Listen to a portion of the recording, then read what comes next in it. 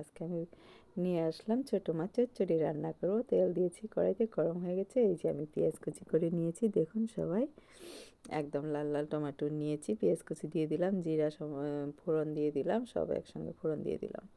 এখন আমি লাল লাল লাল লাল লাল লাল লাল করে ভাজিয়ে নেব, একদম লাল লাল করে ভাজবো।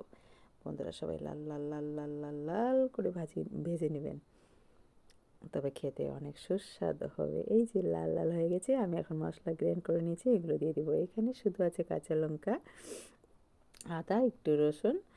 আপনার পরিমাণ অনুসারে দিবেন, যতটুকু বানাবেন ওই অনুসারে মশলা করবেন। একদম আমিও তাই করে নিয়েছি। ওখানে এই যে আমি আলু বেগুন ছোটো ছোটো করে কেটে নিয়েছি, সেইগুলো আমি এখানে দিয়ে দিব। একদম ছোটো ছোটো ছোটো ছোটো ছোটো ছোটো করে কেটে নিয়েছি বন্ধুরা। হ্যাঁ, এই যে মশলা আমার ভাজা হয়ে গেছে, তেল ছেড়ে দিয়েছে। এখন আমি এই আলু বেগুন এখানে দিয়ে দিব। ব্রিঞ্জাল আর পটেটো, আলু আর বেগুন একসঙ্গে, বাহ কি সুন্দর। নুন দিয়ে দিলাম স্বাদ অনুসারে, তো আপনারা আপনাদের স্বাদ অনুসারে দিবেন। এখন আমি হলুদ পাউডার দিয়ে দিলাম। ঝটপট ঝটপট ঝটপট রান্না আমার। যারা যারা ফেসবুকে কাজ করেন, পেজে কাজ করেন, তারা আমাকে ফলো করবেন আর ঝটপট ঝটপট ঝটপট রান্না করে নেবেন। Yummy yummy tasty tasty. Colour দেখেন কি সুন্দর এসেছে, তাই না? কাঁচা লঙ্কা দিয়েছি, তবু কালার সুন্দর। আবার ঢেকে দিলাম, একদম আবার চলে আসলাম। ঢেকে দিব, আবার চলে আসবো, ঢেকে দিব, আবার চলে আসবো, এই করতে থাকবো। এই দেখুন, আবার নাড়াচাড়া নাড়াচাড়া করে নেব। এখন আমি টমেটো আর কাঁচা লঙ্কা কেটে রেখেছিলাম, সেইগুলো আমি দিয়ে দিলাম এইখানে। যারা যারা টমেটো পছন্দ করেন এইভাবে দিয়ে দিবেন, যারা যারা পছন্দ করেন না তারা স্কিপ করতে পারেন, কোনো ব্যাপার না। ঠিক আছে, একদম ধোয়া ধোয়া উঠছে। এখন আমি জল দিয়ে দিলাম। বেশি জল দিব না, কেননা আমি এটাকে গ্রেভি টাইপ করব, চচ্চড়ি করব, তাই আমি জল কমিয়ে দিয়েছি।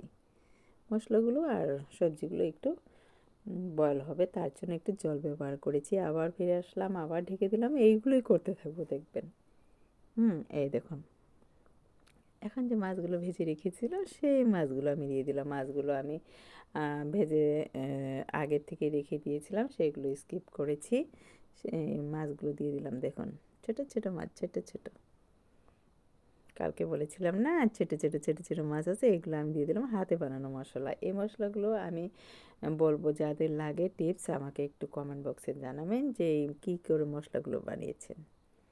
একদম দিয়ে দেবো। আর এই মশলাটা দেওয়ার সঙ্গে সঙ্গে বাড়ি ঘর দুয়ার পাড়া পড়শি সব মলমল মলমল মলমল মলমল করে যায়। এখন আমি ধনিয়া পাতা নিয়ে আসলাম, সেইগুলো আমি দিয়ে দেবো ফ্রেশ ফ্রেশ।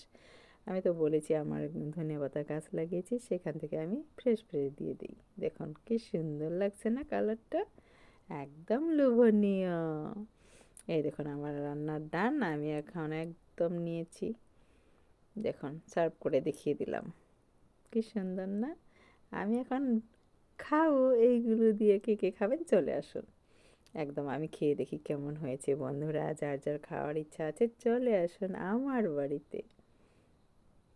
থ্যাংক ইউ সবাইকে আমার ভিডিওটা পুরো দেখার জন্য। এই দেখুন আমি খেয়ে বলছি কেমন হয়েছে। হ্যাঁ, আপনারা বলবেন আমি রান্না করেছি তাই বলেছি ভালো।